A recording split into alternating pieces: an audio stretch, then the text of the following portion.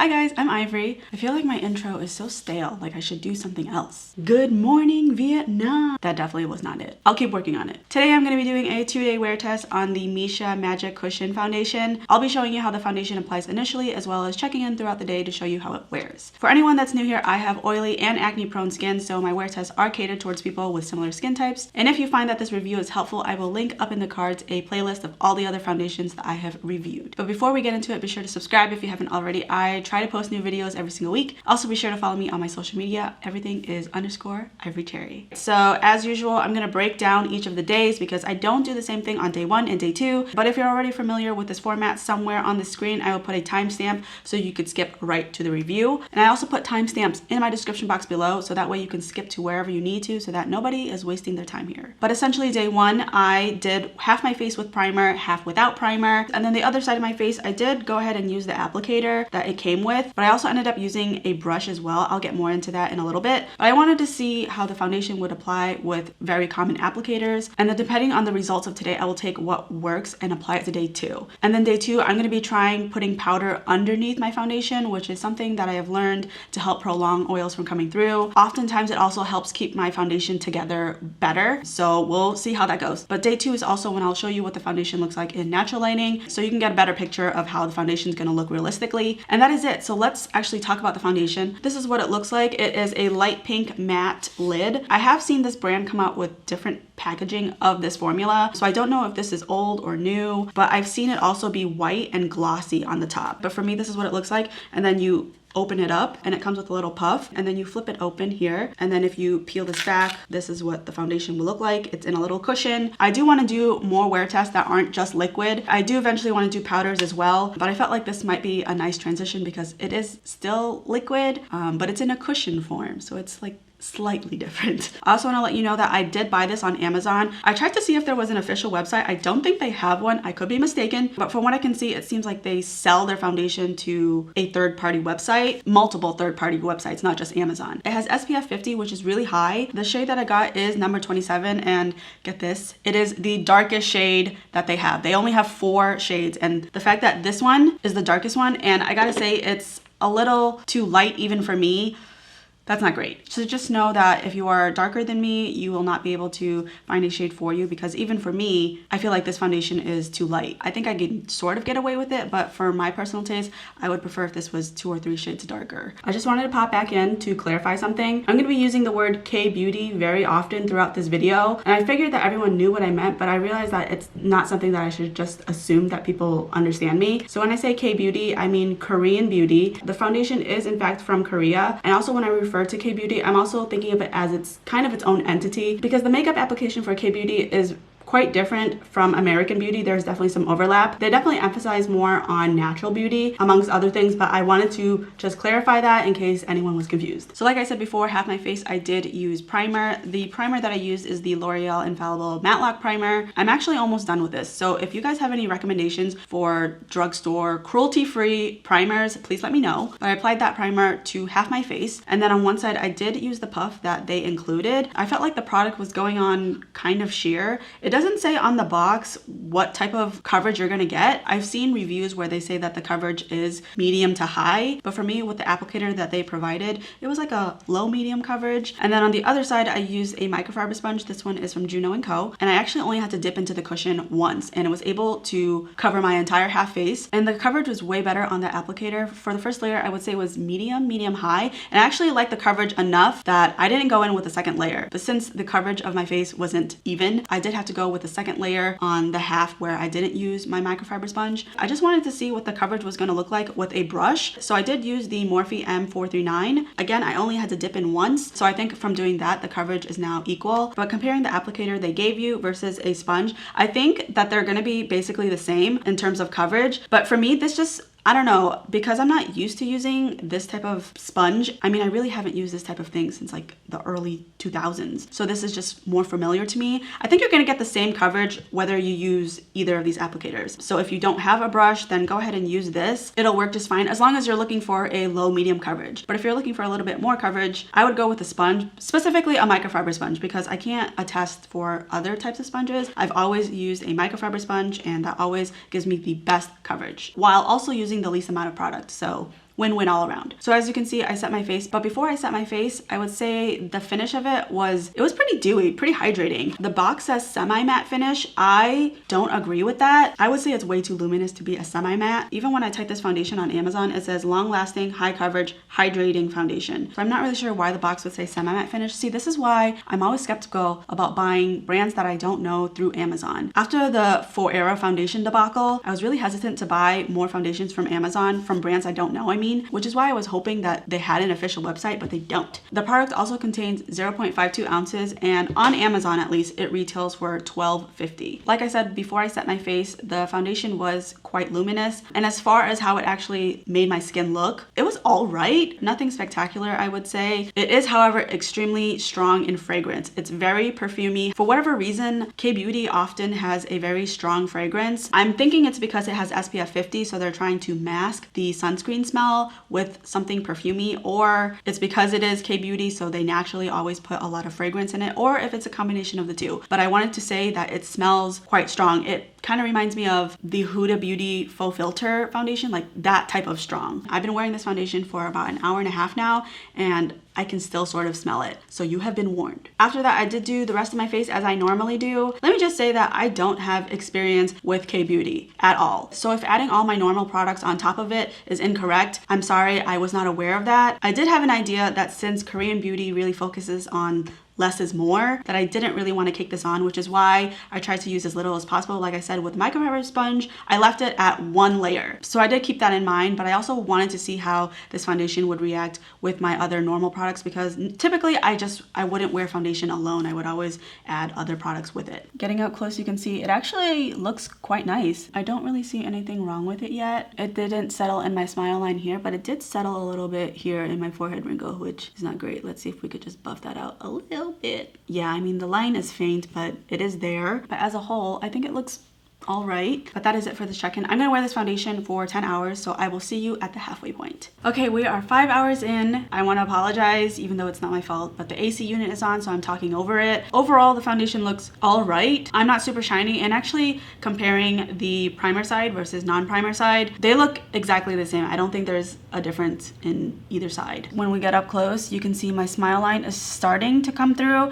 and it's starting to come through also over here. It's in this area right here. I don't ever get a crease right here for my foundation, so that's kind of new, and I don't mean that in a good way. On the cheek area, things look good. I usually don't have any issues with my cheeks. My chin, it looks more or less the same, and I commented in my first impressions that the foundation was already starting to settle in my forehead wrinkle, and it did get a little bit worse, and it also started creasing in a forehead wrinkle that I really never noticed, but this foundation has emphasized it, so that's really wonderful. I think my T-zone looks all right. Overall, I think the foundation is holding up okay. It's just really starting to settle in my fine lines. And as far as the smell of the foundation, it took a little longer than I would like, but I don't smell that perfumey scent anymore. But that is it for this check-in. I will come back at the 10-hour mark to give you my final thoughts for day 1. All right, 10 hours in, and oh my God, this foundation feels so heavy on me, which is surprising considering, especially on this side, I only used 1 layer. As you can see, very shiny. Around the 5-hour mark, it was starting to settle in my fine lines. I don't think it has gotten any worse. They look about the same as it did 5 hours ago. This forehead crease has, I think it got worse. It is very noticeable to me. It stayed together okay in my T-zone. It is getting a little bit splotchy. Same thing up here on my upper lip. It is a little bit spotty in that area. The chin is holding it together really well, but I'm noticing that I got 2 new blemishes that I didn't have in the morning. So I'm worried that this actually broke me out. But luckily my 2-day wear test, I don't typically do them one after the other. So I'll have a little bit of a break and then try the foundation again. And then I'll be able to know if it really actually broke me out. This is the side with primer, and I cannot tell the difference. They are both equally oily and greasy. So in my experience with this foundation, the primer did nothing. I'm gonna go ahead and blot. The sheets that I use are from Amazon, and I'm gonna link them in my description box below. All right, I just blotted. I feel a million times better. Hopefully you can see right here on my nose, the blotting sheet, it left a mark. So there's a really noticeable slash. That's never happened with these blotting sheets. And on the side of my nose, Ooh, it's looking crusty and patchy. No, no. Same thing on my chin area. It is patchy, and even from a distance, I can sort of see it, which isn't great. If it was a little bit more subtle, I might be able to tolerate it, but I can notice it pretty easily. Also, see, like, I did not have all this acne in the morning. I really hope this foundation isn't what's breaking me out, because I think I've had it for over 30 days, so I can't return it. On the cheeks though, everything looks fine. Usually this is a very painless area. When I blot this area, it's typically not disturbed, so this is no exception. But the center of my face, where I am the oiliest, it is looking a little bit rough. I mean, from this distance, it's not the worst thing in the world, but I have other foundations that are even cheaper than this that do better. So it's just okay to me. But from what I can tell, I don't think if I ever wore this foundation again that I would want to blot, just because there are areas that are not so great. But what I've learned from today is I don't need primer because it didn't make a difference, and that the sponge gave me the best coverage, so I'll most likely use that again on day 2. I think ballpark around 6 to 7 hours of wear on this foundation for me would be okay, which to me is a con because my requirement, as you know, is at least 10 hours of wear. But for some people that is excessive, so that's why I say 6-7 hours. It's not, I mean, that's a lengthy amount of time, but it's not enough for me. But I'm still gonna try this foundation again, knowing what I know and trying different techniques with it, and maybe we'll get a different result. That has happened before. I've hated a foundation day 1 and then really liked it day 2. So that is a possibility. But that is it for today. I'll see you day 2. So good night. All right, it is day 2 of the wear test. I want to apologize for the audio because the microphone that I usually use, the battery that goes into it died. I don't have another battery, so my husband will go grocery shopping today. So hopefully by the time I do the final check-in, I will have a new battery and everything will be Gucci. So on day 1, if you can recall, primer made no difference, so I'm just not going to waste it on this foundation. I did moisturize about 20 minutes ago, so I'm just going to go in with powder as my next step. I'm using the Dermablend loose setting powder, and I'm going to be using a puff. I'm going to apply that to all the areas. You know what, I'm gonna apply that to the whole face because last time I was looking real greasy, and I'm just gonna really press that in. Okay, so the powder is on. You can see that it looks like my skin is dry. I don't know why, but when I don't have makeup on, it varies what my skin is gonna be. Sometimes it's combo, sometimes it's a little bit on the drier side, sometimes it's super oily. It depends the season. But the millisecond I put on foundation, it automatically resets to oily. So even though I look dry right now, trust me, the minute foundation goes on, give it 10 minutes and you'll see. I'm gonna use my microfiber sponge, and I only dipped in once. I'm only gonna do 1 layer with this foundation. Want to give this a fair shot, and usually when a foundation is hydrating and dewy, the less product I use, the better. So even though on day 1, I don't feel like I used that much product, maybe the fact that I even did 2 layers was already too much and already decreased the wear time. Oh, I ran out of foundation. So okay, I'm gonna dip in again, just a little bit. I'm gonna do only 1 thin layer here. I figured a lot of K-beauty focuses on skin tints, so it's supposed to be your skin but better. So my rationale is that they wouldn't be piling a ton of makeup on their face. So I'm gonna go light-handed this time. Although on day 1, on one side of my face, I only did 1 layer, but I'm going even thinner than that this time because you can still see a lot of my imperfections peeking through. That's gonna be fine for today. All right, so this is just the 1 thin layer that I put on. There was a dry patch on this side of my nose, and it is showing. It is super textured and patchy right here. And same thing on my chin too. It's very textured, which I find odd because if this is dewy, I think it would be catered towards drier skin. But either way, I'm gonna do the rest of my face. It is basically, if not the same as day 1, so this part doesn't need to be added because it's gonna be repetitive. So I'm gonna end it here. The next time that you see me, I will be in natural lighting.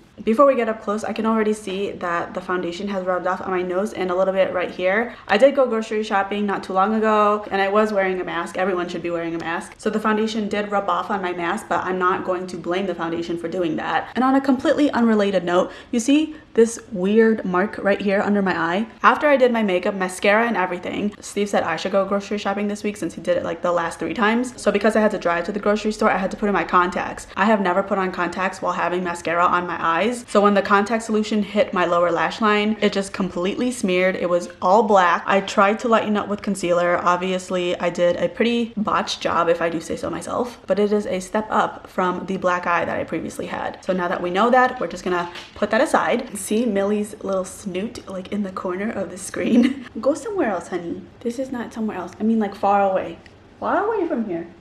Shoo shoo. Get away. Get out of here.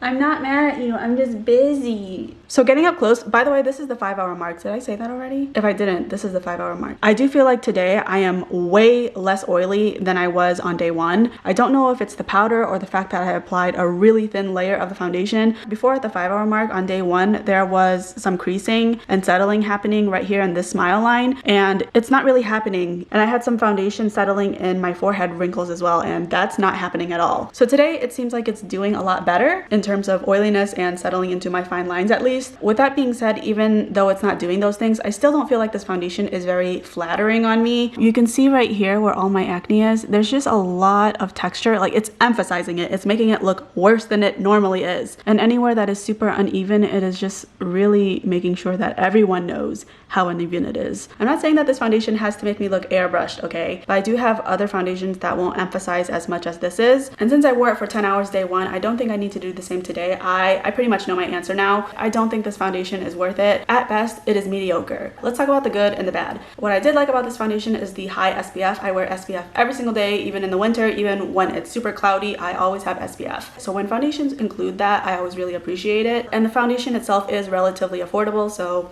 there's that. I would say that the coverage is okay. For me, I think it works best with only one thin layer, and on that one thin layer, I would say it's somewhere in between a light medium to medium coverage. The cons about this foundation, first of all, it only comes in 4 shades, and the one that I'm wearing right now, again, is the darkest shade that they carry. The second thing I don't like about this foundation is the smell. It is overpowering. It is very strong, like floral, perfumey. Kind of reminds me of the Coty Airspun, but for whatever reason, I don't mind the Coty Airspun. There's something about this smell that is more grating to me. It is just too strong. I do feel like the foundation is wearing a lot better with powder underneath, but like I said, it looks okay. You would think that because this foundation is more hydrating that it would be good for drier skin, but when I had dry skin initially, it just clung onto it and made it look super textured. It's a little bit better now that my oils have come through, but it's not that great. There are some areas, like say my cheek right here, where I'm like, okay, that doesn't look that bad, but there are other areas like my nose and right here where my acne currently is residing, where the foundation just is not